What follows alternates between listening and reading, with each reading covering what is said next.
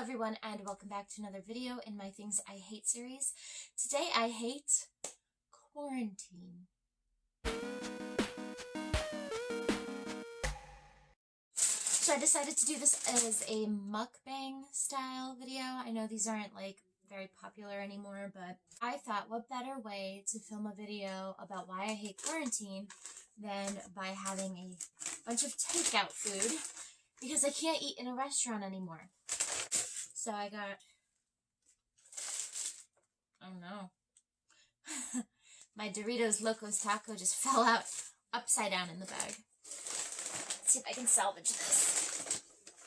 I've never had a Doritos Locos Taco, so I'm kind of excited. So I got a shredded chicken burrito, a quesadilla, and a Doritos Locos Taco, and some cheesy potatoes, and my large Baja Blast is off screen. Let's begin the rant. I want to start off by saying I understand that everything I'm about to say is first world problems, and I should get over myself and stop being so selfish, because Kim, people are dying. I know, I get it. But if the stipulation for complaining is to first make sure that no one else in the world has it worse than you, then no one would ever complain. So I'm going to acknowledge that there are people who are dying from this disease. They are sick and they are losing family members from this disease. I understand that COVID-19, coronavirus, whatever, is a very serious subject and that quarantining is super important, but that does not change the fact that I am annoyed that I can't go to Disney. I want to go to Disney. I want to go to Disney. I want to go to Universal. When I came back from my vacation to Europe, which I also acknowledge that I'm very lucky that I even enjoyed my trip to Europe. We got in and out of there before any of this craziness even, really happened. A lot of my friends had to cancel their trips because of the virus and the quarantining and, flights getting canceled and all that nonsense. So I'm very lucky that I got to. But I had plans when I came home. I was going to get a haircut. I was going to join a gym finally. I was going to buy a Busch Gardens pass. Can't do any of that now because it's all closed. That's annoying. But what's more annoying is how stupid leadership of this state, because I live in Florida, and this country, because I live in America, have been since the beginning. Now, I don't really feel like I have to go into super detail, because if you Google or search on YouTube, President Trump coronavirus, you're going to come up with at least a dozen rants and then a dozen more compilation videos as to why he's been horrible this whole time. I'm going to give this Doritos Locos Tacos a go.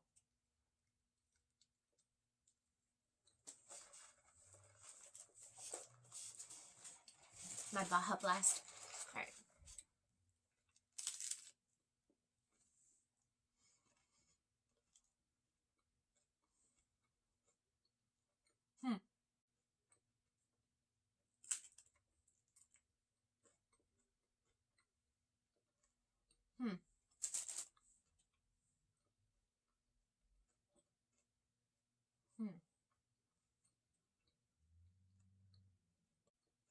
It's good, but I wouldn't consider that anything special.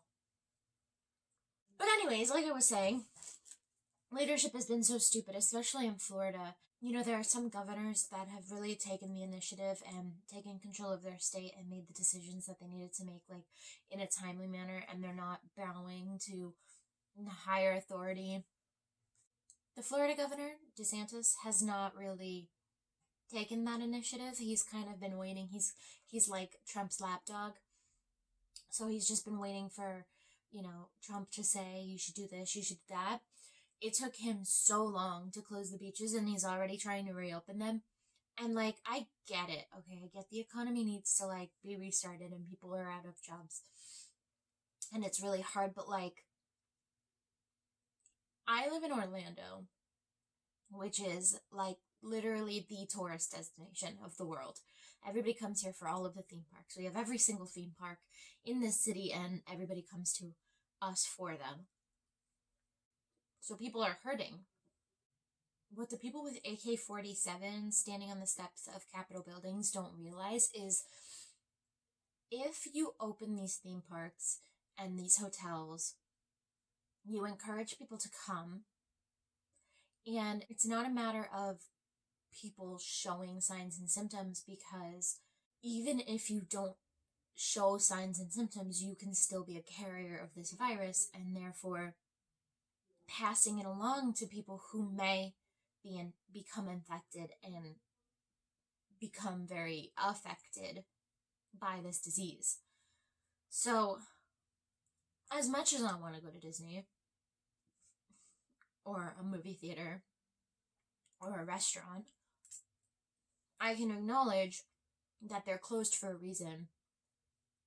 And that reason is human life and safety. Meanwhile, you got every Karen out on the street right now screaming because they want their hair cut. And it's like, shut the fuck up. Then, as if all of that wasn't already bad enough,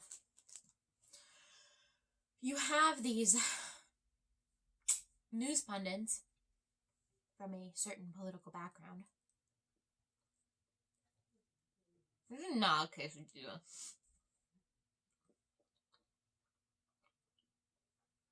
I don't know what this is, but it's not a quesadilla. Disgusting. Why does it taste like that? Nope. Pundits on one particular side of the aisle saying, oh, this is just a hoax to get the president impeached.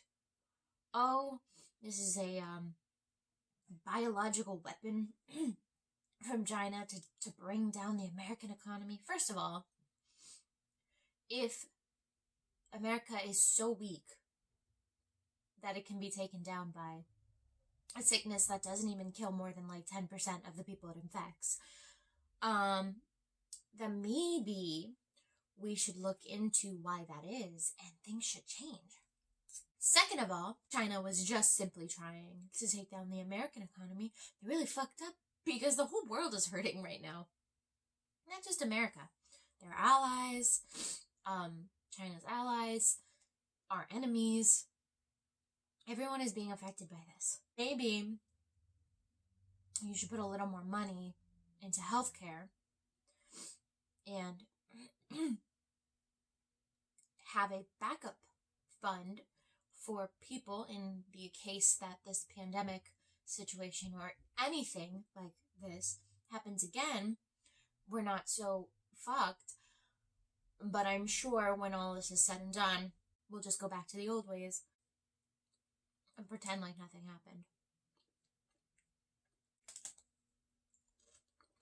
And just, the thing that sucks is really that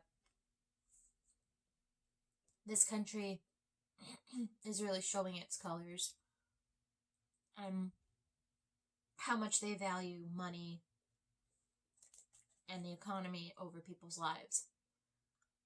And again, I know that it's not killing everybody, but the fact that we don't know enough about this virus, who it affects, why it affects, what the cure is, what the vaccine is, who has it, we don't know anything yet. We will, thanks to science, which you guys don't believe in. We don't know anything yet, and so it makes it really difficult to do anything. And again, I want to go to Disney. I want to go to a restaurant. I have a trip to Seattle planned in July. I'm praying that this thing is cleared up by then, but I don't think it will. Everybody is struggling. We're all struggling in a different way.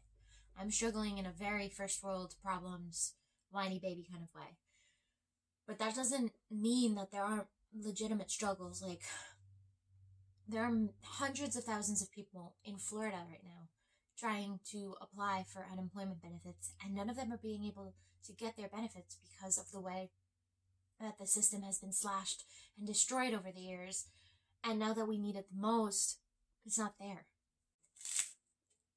Oh, yes. I got the flavor. Okay. I'm getting it now.